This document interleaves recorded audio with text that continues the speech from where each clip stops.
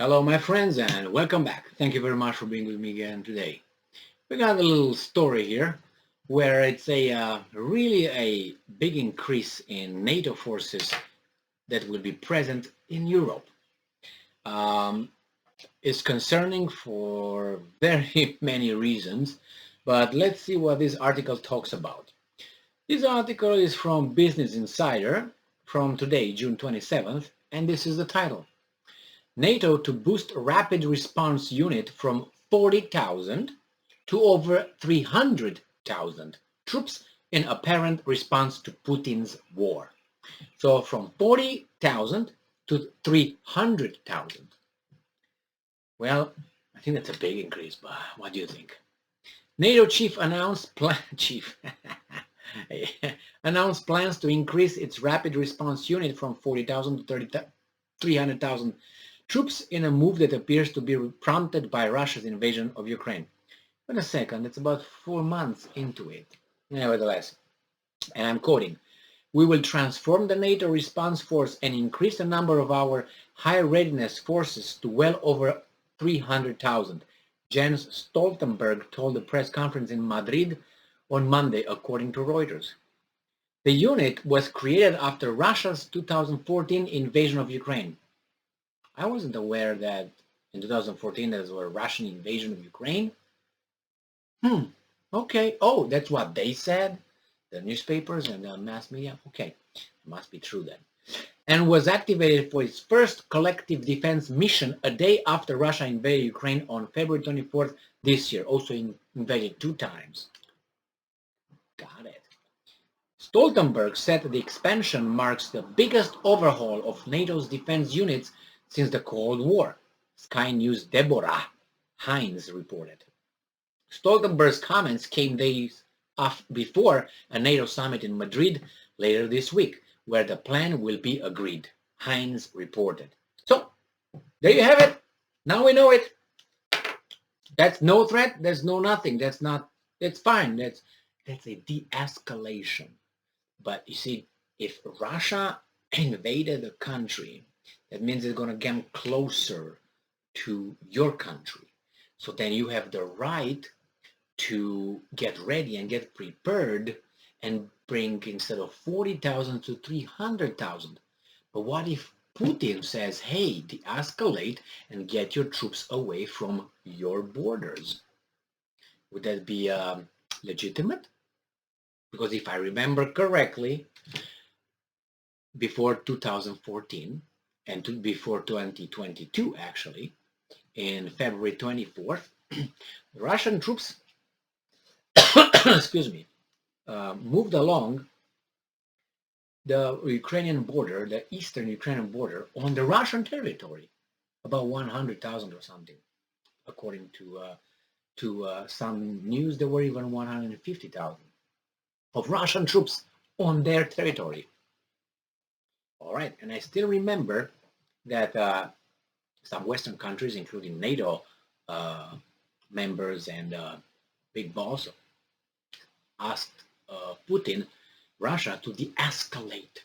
So they should take the forces back from their territory somewhere, I don't know, bring them to Vladivostok maybe, because the Ukrainians were okay to take care of the Russian population in Ukraine, in eastern Ukraine. So they were okay with that. So the Russians should just, nothing to see here. Now, the Russians are doing something to the Ukrainians, and then these guys are bringing troops to the border of Ukraine, like the Russians did. And Russia should ask have the same request. Hey guys, de-escalate, get your troops back to Lisbon, to Portugal. How about that? Would that be legitimate? Do you think that NATO will say, oh, yeah, we're going to do that? They will say, that's what they're going to say, like they did since 2014 until 2022. So, as I always said, each country can have its own policies, does whatever they want on their territory, put their troops wherever they want, and the same thing the other one, the neighbors, can do whatever they want. All right, I'm okay with that. The problem here is that we have a country and another country, and we have a, may I call it a defense alliance over here that expanded its borders towards this country, and this country called them and say, hey, you promised you didn't do it. No, we didn't. Oh, okay, here are some documents. No, we didn't. We didn't. Okay, and don't do that again, please. It's just our, we feel threatened by that. Why should you be? You shouldn't be threatened. We don't have anything with you. The problem is we are getting all this ready for Iran.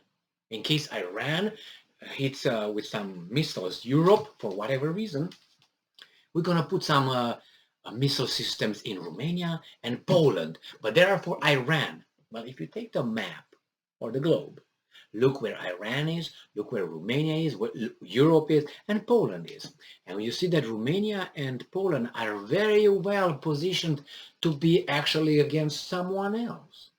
Because if you want to do that, you would put maybe in Bulgaria and Turkey, or maybe you in Greece, or maybe across the Mediterranean Sea in the south end or south in Italy.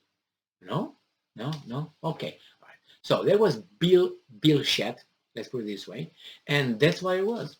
So nevertheless, these guys are decreasing and de-escalating by bringing 300,000 at least. And I wonder who's gonna feed those people that actually don't create anything. 300,000, it's a city. All right.